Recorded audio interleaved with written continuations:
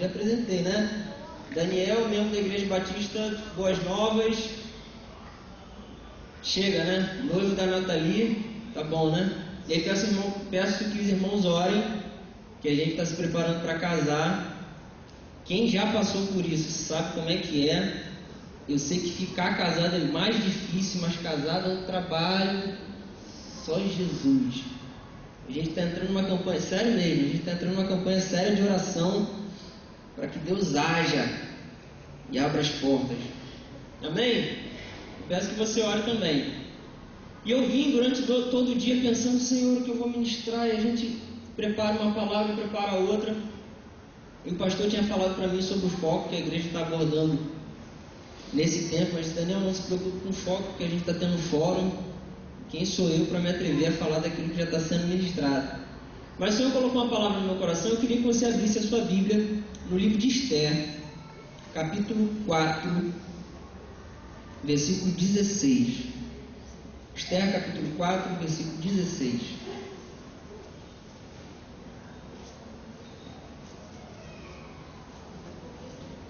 Amém? Está logo ali. Quem está com dificuldade com o livro de Esther, copia do irmão do lado, tá, gente? Crônicas, Neemias, Esther. Depois tem Jó, Salmos. Vai para Salmos, que é mais fácil, né? Todo mundo conhece. Então, achou Salmos, geralmente no meio da Bíblia. Aí vem voltando um pouquinho. Aí tu vai achar Jó, volta mais um pouquinho, chegou. Amém? Pessoal do Amém, diga que já achou, diga achei. Quem não achou, diz espera aí. Então tá.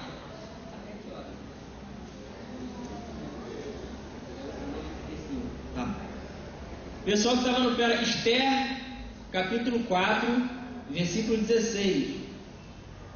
Pessoal do Peraí já chegou, não achei? Amém? Quem ainda está no Peraí, espera aí de novo. Amém? Então eu vou ler na minha Bíblia, que talvez a tradução seja um pouquinho diferente da sua, e você me acompanha, tá? Diz assim: vai, ajunta todos os judeus que se acharem em Suzã, e jejuai por mim. Não comais nem bebais durante 3 dias, nem de dia, nem de noite, e eu e minhas moças também assim jejuaremos. Depois irei ter com o rei, ainda que seja contra a lei, e se eu perecer, pereci. Amém? Palavra que o Senhor me deu, e a gente gosta de dar título, né, para ficar gravado, até as últimas consequências para salvar o que é meu. Eu não sei o que você precisa salvar, assim. A gente tem ministrado acerca de ir atrás dos que se perderam. A gente tem falado muito isso lá na igreja, de se preocupar com quem senta do seu lado, ou quem sentava do seu lado. E esse é um grupo de pessoas que a gente precisa se preocupar em buscar. A gente fala muito na igreja que eu tenho que chegar no culto e olhar para frente e focar em Jesus, esquecer todos os meus problemas. Só que o Senhor tem nos despertado, e a gente tem tentado desenvolver um trabalho lá na igreja voltado para: e quem estava do meu lado e não está mais? E quem era membro da mesma igreja que eu e hoje não é mais? E quem trabalhava comigo na casa do Senhor, quem tinha responsabilidades, quem compareceu aos cultos e não vejo mais, sumiu. Para onde foram essas pessoas? Talvez esse seja um grupo de pessoas, ou seja, algo que o Senhor te deu como igreja do Senhor, que você precisa lutar um pouco mais para resgatar. Talvez aquilo que o Senhor lhe deu e você precisa lutar para resgatar, para salvar, para guardar, seja a sua família. Talvez seja a comunhão com Deus, eu não sei. Mas o Senhor colocou essa palavra no meu coração e eu queria compartilhar com você, baseado na experiência de Esther. Eu preciso estar disposto a ir até as últimas consequências para salvar aquilo que é meu. Não aquilo que é meu por vontade própria, aquilo que o Senhor me deu para eu cuidar. Amém, querido? E a primeira coisa que a gente aprende na leitura do livro de Esther, talvez, não sei quem não sabe disso, se sabe vai ouvir de novo, se não sabe vai aprender hoje. O livro de Esther é um livro que tem uma peculiaridade, um dado bastante interessante. Em momento algum, no livro de Esther, você ouve não, né? Você está lendo. Você lê o nome Deus. Quem não sabia disso? Não, eu sabia. Quem não sabia? Todos. Glória a Deus. E o que você aprende? Não, amado. Então, tem não, tá? Pode ler lá todos os capítulos, você não vai achar. E o que a gente desperta para a gente isso? Um livro inteiro que não é citado o nome de Deus. O que isso traz para você? Alguém sugere alguma coisa? Pesquisa, tá, gente? Quem já leu o livro de Esther?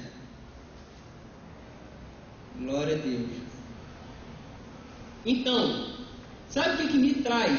Saber que o livro de Esther, toda essa história, toda essa trajetória, toda essa marca da presença de Deus, do livramento de Deus, em momento algum o nome de Deus é citado.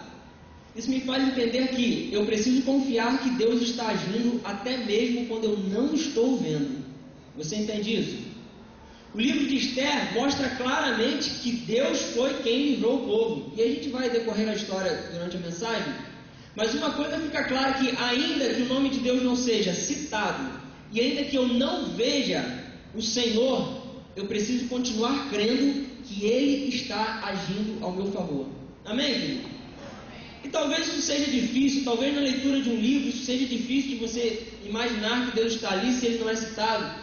Talvez na trajetória da sua vida, na trajetória da sua família, na trajetória do seu grupo, o grupo onde você convive, na trajetória da sua liderança dentro de um departamento da igreja, dentro de um grupo da igreja, seja difícil você imaginar a presença de Deus, porque a situação é difícil, você não vê nada acontecendo, parece que as coisas estão indo de mal a pior, parece que quanto mais eu oro, quanto mais eu oro, mais assombração me aparece, não é isso ditado? Parece que quanto mais a gente luta, mais difícil está ficando. Parece que quanto mais a gente busca, mais parece que Deus está distante. E aí a primeira sensação que a gente tem é: Deus sumiu, foi embora, me deixou aqui.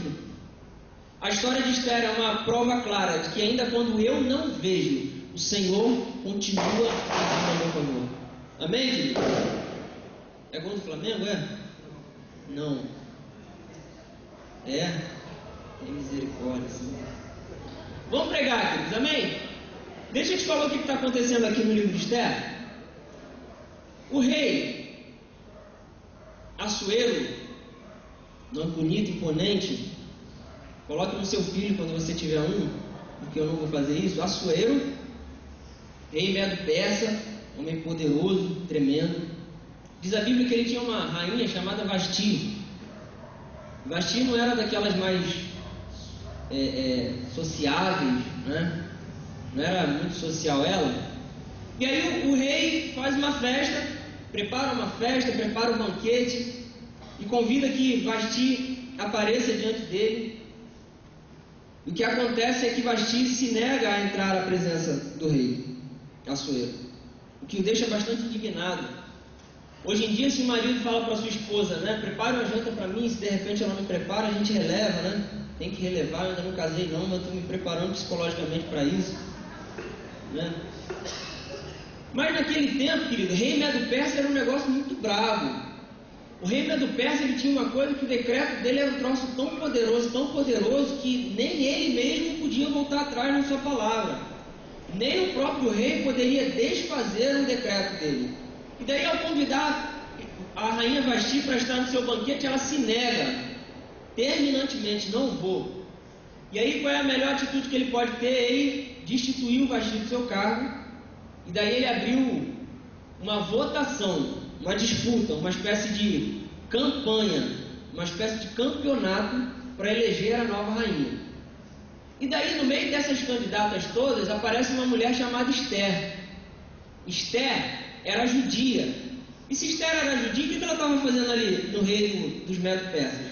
Os Medo-Persas tinham invadido a nação, todo aquele império era dominado por eles, e Israel estava no meio desses cativos.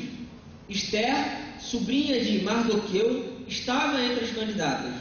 Completamente distante da sua terra natal, ela estava ali, e daí a história mostra que ela conseguiu galgar a posição de rainha do rei Assuero. E é nesse contexto de estar em terra estranha, de substituição de rainha, que decorre a história de Esther, que a gente vai meditar. Primeira coisa, sobre todo esse contexto de lutar pelo que é meu, o que eu me comparo com Esther, o que eu trago um paralelo da vida de Esther conosco, é que Esther era visitante, peregrina em terra estranha. Isso gerava para ela uma série de dificuldades, afinal de contas, aquele que era judeu, que era cativo, ele não era muito bem visto pelos medo-persas. Afinal de contas, judeu é meio que ralé, é o povo que era escravo, é o povo que achou abrigo na nossa terra. E daí, durante todo o período que Esther esteve no processo de seleção para ser a substituta de Vasti, em momento algum ela podia se atrever a dizer que ela era judia. Afinal de contas, isso poderia dificultar a caminhada de Esther. Qual é o paralelo que eu traço para a nossa vida como igreja, como servos do Senhor? Nós estamos exatamente na mesma posição de Esther. A Bíblia considera-nos como peregrinos em terra estranha. Esse aqui não é o nosso lar.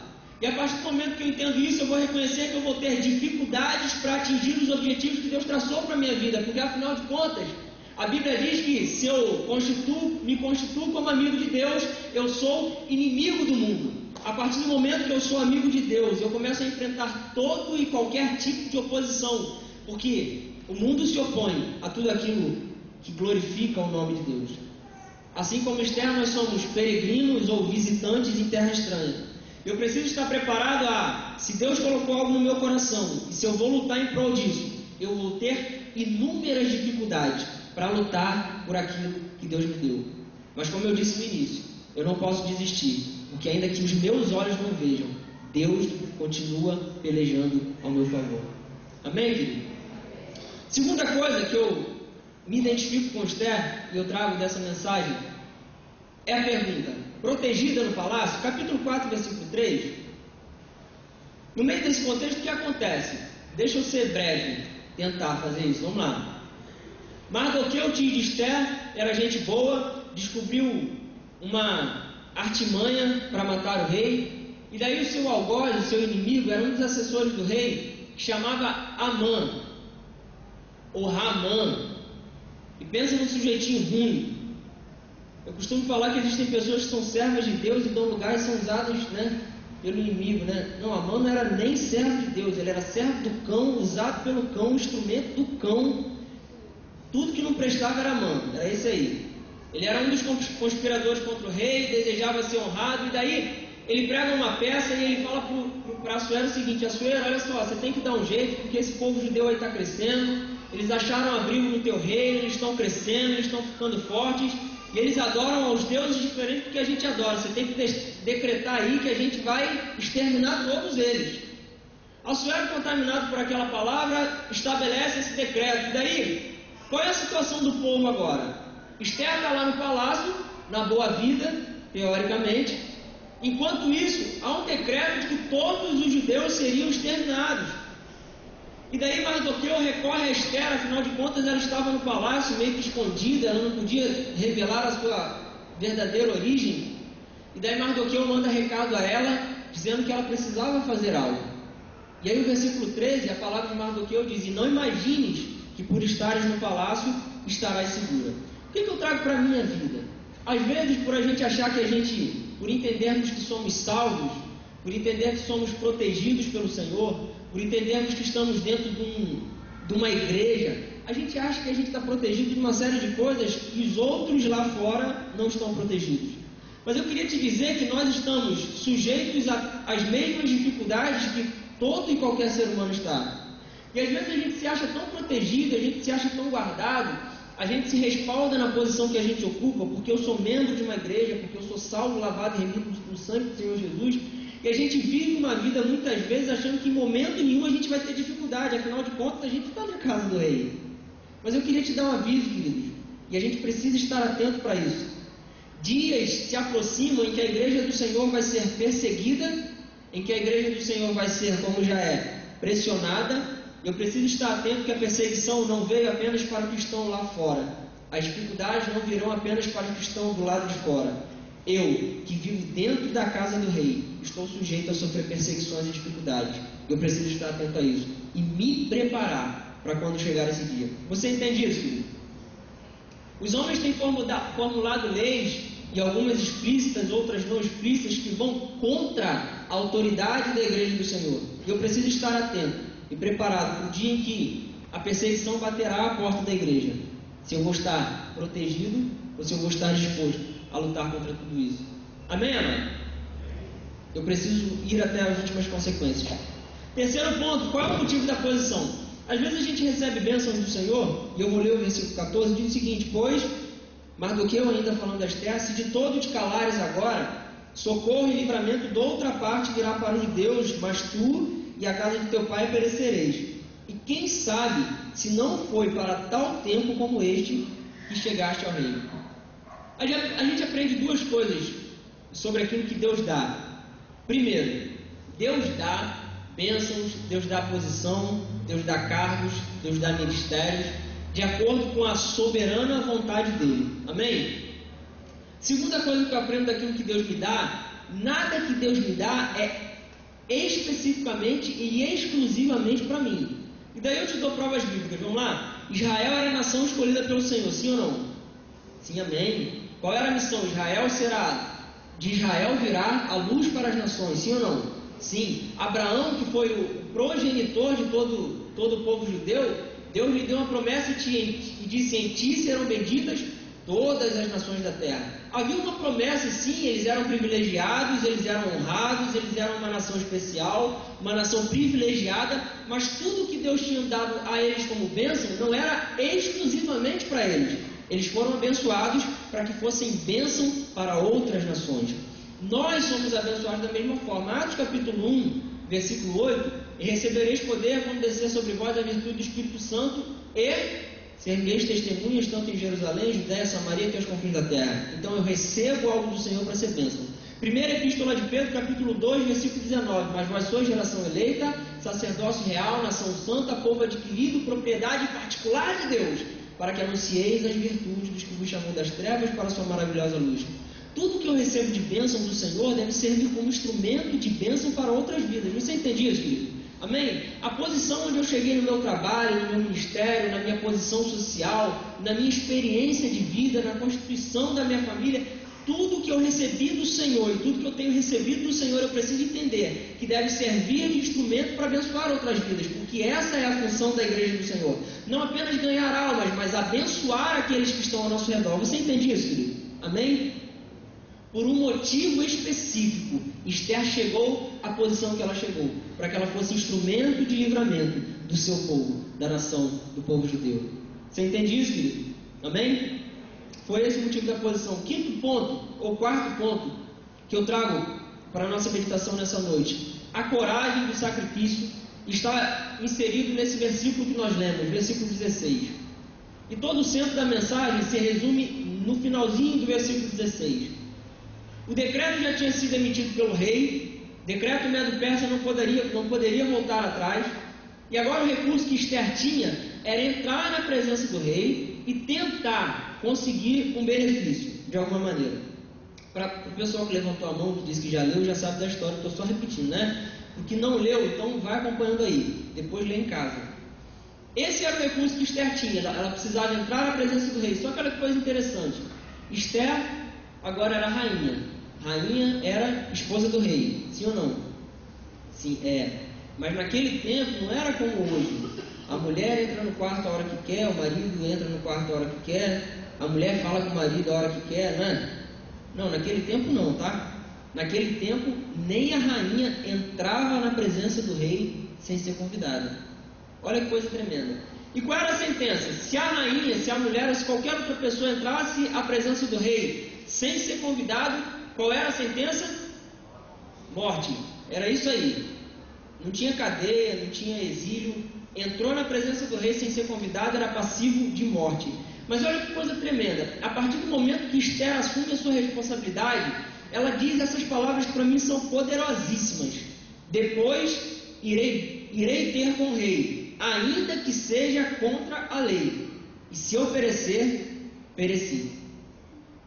É esse o segredo de ir até as últimas consequências para salvar o que é meu. Eu preciso estar disposto a fazer todo e qualquer tipo de sacrifício para salvar aquilo que o Senhor me deu como herança, como propriedade, como bênção, como aquilo que eu preciso cuidar, a minha família, o meu trabalho, a minha vida espiritual, a minha igreja.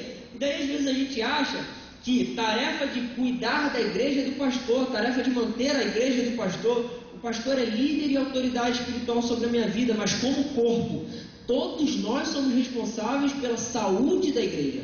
Todos nós somos responsáveis pelo bom andamento da obra na casa do Senhor. E eu preciso estar disposto a ir até as últimas consequências para salvar o que o Senhor me deu. Você entende isso, querido? Esther estava disposta a entrar na presença do rei, ainda que morresse. Mas vou morrer tentando. Por vezes nós não conseguimos salvar aquilo que deveríamos salvar, porque nós lutamos até um certo ponto e não estamos dispostos a entregar a nossa vida como sacrifício em prol daquilo que o Senhor me deu.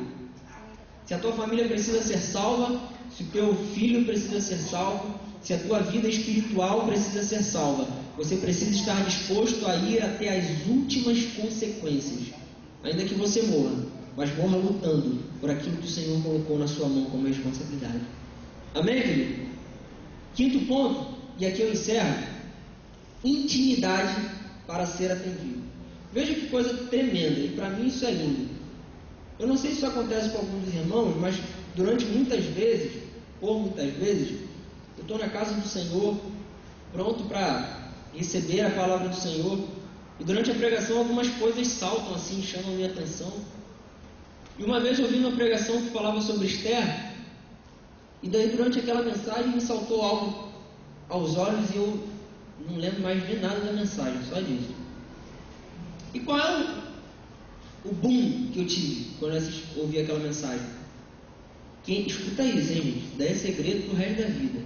O pessoal fica dando fórmula aí para ser atendido por Deus, aí diz: você tem que dar tanto para ser atendido. Não, você tem que fazer tanto. Você tem que jejuar tantos dias. Sou contra a campanha não, tá, queridos? Mas eu vou te dar uma receita de bolo para ser atendido. Quem quiser pegar papel e caneta, ingrediente número 1, vamos lá? Duvido você anotar isso. Escuta isso. Quem é íntimo não precisa de convite para entrar na presença do rei. Legal, né? Então, quem é íntimo entra na presença do rei a hora que for. Ora, bolas, não é esse o convite do escritor aos Hebreus? Entremos, pois, com ousadia à sala do Santo dos Santos. Não é isso? Eu preciso ter acesso a isso, querido. O que acontece com Esther? Esther entra na presença do rei sem ser convidada. E o que acontece com Esther? Morreu? Sim ou não? Não. De pronto, o rei estende o cetro, como tendo misericórdia de Esther. Atende o pedido de Esther. Daí por diante, o povo tem liberdade para lutar contra a tentativa de extermínio. Lutam, vencem e glorificam ao Senhor pelo livramento que receberam. Mas tudo isso por quê? Porque Esther teve intimidade suficiente para entrar na presença do rei e ser atendida.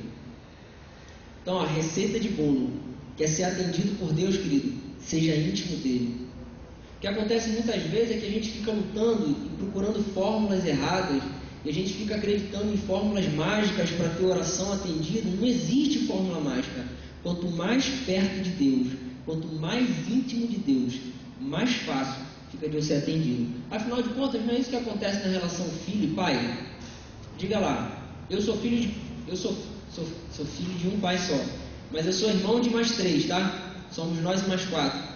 E a gente morria de inveja, porque tudo que minha irmã mais velha pedia, no mesmo dia, meu pai atendia. E daí às vezes eu não queria ganhar nada, mas porque eu via, e eu sou mais novo, mas porque eu via que ela pedia alguma coisa e ela foi atendida, eu já pedia também. E daí eu lembro até hoje que minha irmã pediu um vinil, apesar de não parecer, eu sou antiguinho, ainda peguei a época de vinil. Minha irmã pediu um vinil de presente para o meu pai. E daí, meu pai, quando voltou, veio almoçar em casa. Veja isso. Minha irmã pediu um dia à noite. No dia seguinte, quando meu pai veio em casa para almoçar, ele já trouxe o vinil. Olha que lindo, né? E daí o que eu fiz? Pedi um também, né? Ora. E daí a pergunta é: você ganhou o vinil? Eu não ganhei o vinil até hoje. Daí eu ficava morrendo de inveja, mas por que isso? Minha irmã mais velha era assim: quando meu pai e minha mãe saíam, sempre ocupados, quem cuidava da gente era minha irmã mais velha. Quem fazia comida, quem lavava a roupa, quem arrumava a casa, quem arrancava os cabelos, porque os outros 3, eu, minha irmã e meu outro irmão, a gente fazia uma bagunça danada. Eu e meu irmão brigava todo dia, aí minha outra irmã entrava para se meter, então era aquela confusão. Quem arrancava os cabelos com a gente? Minha irmã mais velha. Quem era responsável pela casa quando mamãe e papai não estavam? Minha irmã mais velha. E daí é lógico que ela ia ser atendida rápida.